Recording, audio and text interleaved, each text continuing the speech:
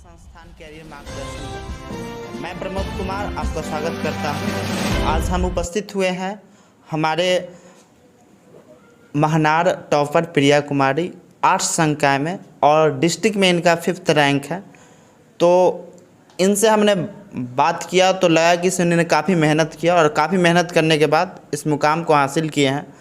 तो इससे आप प्रेरित होइए और आप भी इससे बेहतर करके दिखाइए ताकि आपका और अपने क्षेत्र का नाम रोशन कीजिए और अपने माता पिता का नाम रोशन कीजिए। हमारे साथ उपस्थित है और भी अन्य शिक्षक जिससे आपको बात करवाएंगे कि किस तरह से आप तैयारी करके और बेहतर से बेहतर तैयारी अपने यूट्यूब चैनल कैरियर मार्गदर्शन प्लान पर हमारे साथ है प्रिया कुमारी जो कि महनार टॉपर है आर्ट्स संकाय में।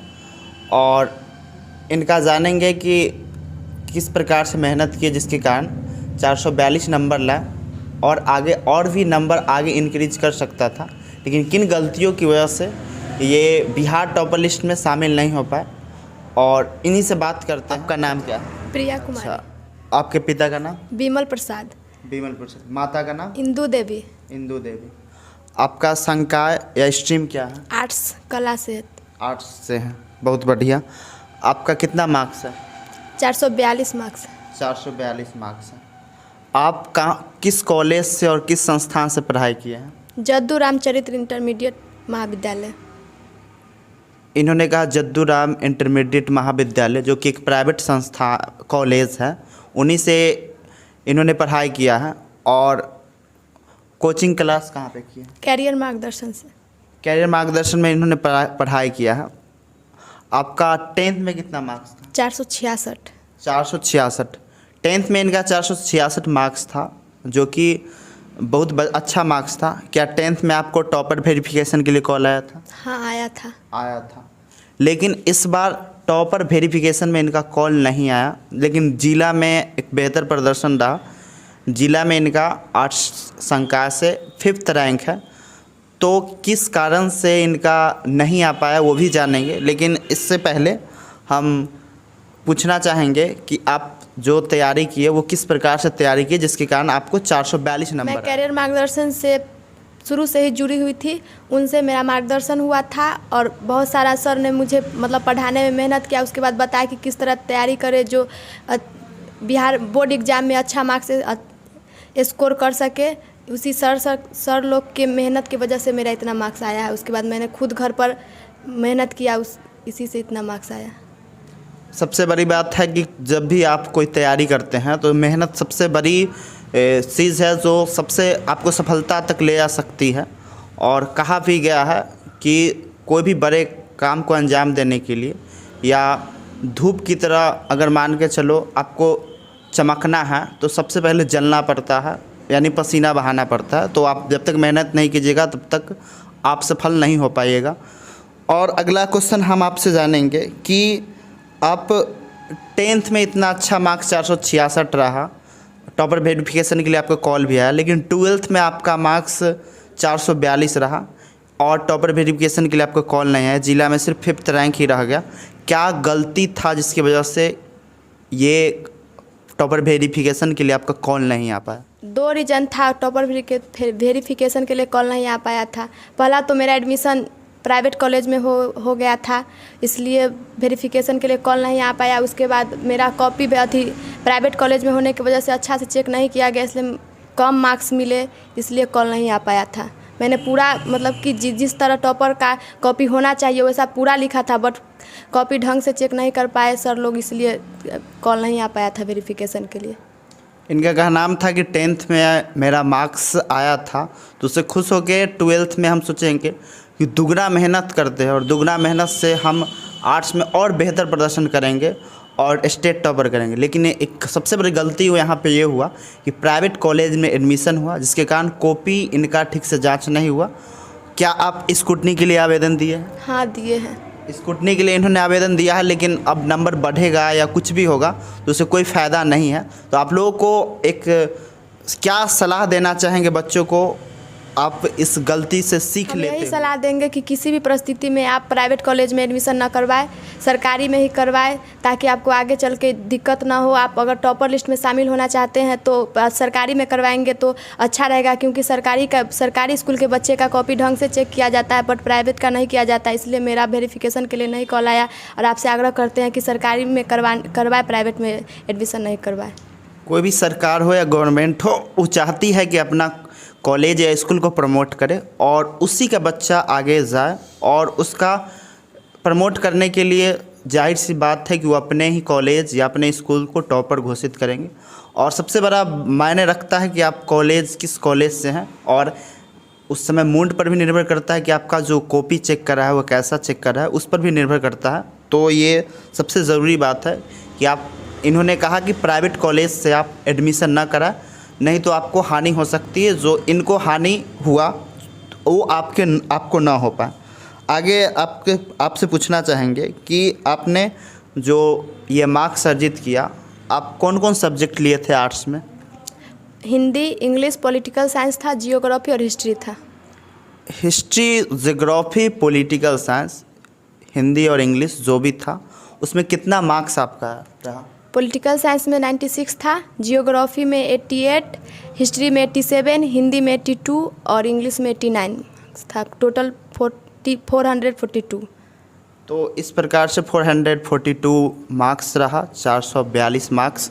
लेकिन एक सबसे बड़ी सवाल ये रहता है कि ये सब सब्जेक्ट का तैयारी, जो इस बार क्वेश्चन का पूछने का पैटर्न कुछ अलग टाइप के था, तो क्या कोई बच्चा अगर 12th में सिर्फ क्वेश्चन बैंक से आर्ट्स से पढ़ ले और सोचेगा कि MBD वगैरह आर्ट्स वगैरह से पढ़ ले, तो क्या 100% बना पाएगा? क्या ऐसा टॉपर नहीं हो सकता है, क्योंकि इस बार का पैटर्न था क्वेश्चन का चैप्टर के अंदर से पूछा गया था, उसके बाद क्वेश्चन बैंक से भी था, लेकिन ज़्यादातर क्वेश्चन 80% क्वेश्चन चैप्टर के अंदर से था। इसलिए जो बच्चा अगर टॉपर लिस्ट में शामिल होना चाहते हैं अगले साल, वो ऐसा नहीं कर पाएंगे अगर क्वेश्चन बैंक या फिर अदर कुछ से पढ़ सकते हैं। तो इसलिए NCERT पढ़ना बहुत ज़रूरी है, क्योंकि NCERT में सारे नॉलेज दिए रहते हैं। उसके NCERT पढ़ सकते हैं तो उसके बाद सारे क्वेश्चन का जवाब आसानी से दे सकते हैं।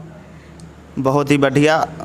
एक सबसे बड़ी बात होती है कि कोई भी बोर्ड या बिहार बोर्ड हो या अन्य बोर्ड हो, वो कोई भी क्वेश्चन तैयार करती है तो NCERT से ही तैयार करती है। चाहे कोई भी आगे कंपटीशन का एग्ज़ाम जो भी हो, वो NCERT बेसिस पर आधारित होता। तो ये सलाह रहेगा कि आप NCERT को अन्य किताब पढ़ें समझने के लिए, कि NCERT को ज़रूर फॉलो करें और उसका नोट्स एक बनाए प्रॉपर, ताकि आपको समझने में और एग्ज़ाम के समय काफ़ी हेल्पफुल रहेगा। इनका कहना जानना चाहेंगे कि इसे अगर मान के चलिए कोई बच्चा, लिखने का एक तरीका होता है, अगर मान के चलिए नॉर्मल आप पढ़ते हैं तो उससे नहीं हो पाए, लिखने का एक तरीका, तो कैसा लिखने का कॉपी तरीका होना चाहिए जिससे बेहतर मार्क्स? राइटिंग तो पहले बेस्ट होनी चाहिए और साफ से पूरा एकदम क्लियर दिखना चाहिए, कौन सा वर्ड कैसा लिखा जाता है, उसके बाद मतलब सब ढंग से लिखना चाहिए। आंसर कैसे लिखा जाता है, पहले क्वेश्चन का नंबर देके फिर आंसर देके, मतलब ढंग से आप पूरा कॉन्सेप्ट बाय हेडिंग बना के उसके बाद लिखना चाहिए, तब बेस्ट नंबर मिल सकता है आपको। आप कितना भी पढ़ाई कर रहे हैं 10 से 12 घंटा, अगर आपका कॉपी लिखने का स्किल्स बेहतर नहीं है और राइटिंग भी मायने बहुत रखता है, तो ऐसा नहीं कि सिर्फ पढ़ने से होगा, आपको लिखने का सही तरीका पता होना चाहिए। और कोई भी सब्जेक्ट पर मान के चलिए सबसे बड़ा होता है कि इसे बच्चा का प्रश्न रहता है कि कोई भी चीज़ याद नहीं हो पाता है जल्दी, उसको कैसे याद करे, ताकि और कोई भी चीज़ क्वेश्चन, कितना बच्चा का एक प्रॉब्लम होता है कि इसे क्वेश्चन याद किए जब एग्ज़ाम का टाइम है तो भूल जाता है, तो इसको कैसे हम लंबे समय तक याद रख सकते हैं, उसका क्या मतलब कि हल हो सकता है? इसका यह है कि आप जो भी पढ़ते हैं पहले उसको पढ़िए, उसके बाद समझ में नहीं आ रहा है तो फिर जो पढ़े उसको 2 से 3 बार पढ़िएगा, 3 से 4 बार पढ़िएगा तो आपको याद हो जाएगा। उसके बाद याद होने के बाद लिख लीजिए और उसके बाद 1 सप्ताह बाद पढ़िए, फिर 2 महीना बाद, 3 महीना बाद, मतलब कि बार बार रिवीजन करिएगा तो हमेशा के लिए याद हो सकता है वो।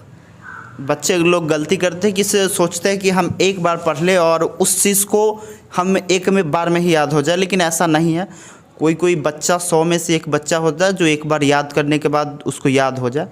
इसके लिए सबसे इन्होंने बताया कि आपको कोई भी चीज़ नहीं समझ में आता है तो एक बार नहीं 2 बार 3 बार पढ़िए, और उसके बाद उसमें इससे भी ना समझ में तो लिखिए। लिखने के बाद सप्ताह में या महीना में, 3 महीना में उसको रिवाइज कीजिए, वो आपको हमेशा के लिए याद हो जाएगा। और ये सबसे अच्छा तरीका है आपको याद करने का। तो इस तरह से इनका जर्नी रहा और इन्होंने अपना बेहतर मार्क्स दिया और बहुत मेहनत किया था टॉपर के लिए, लेकिन जो भी मार्क्स है 442 मार्क्स, ये महानार भर में सबसे ज़्यादा मार्क्स है और उसके साथ साथ डिस्ट्रिक्ट में इनका 5th रैंक है।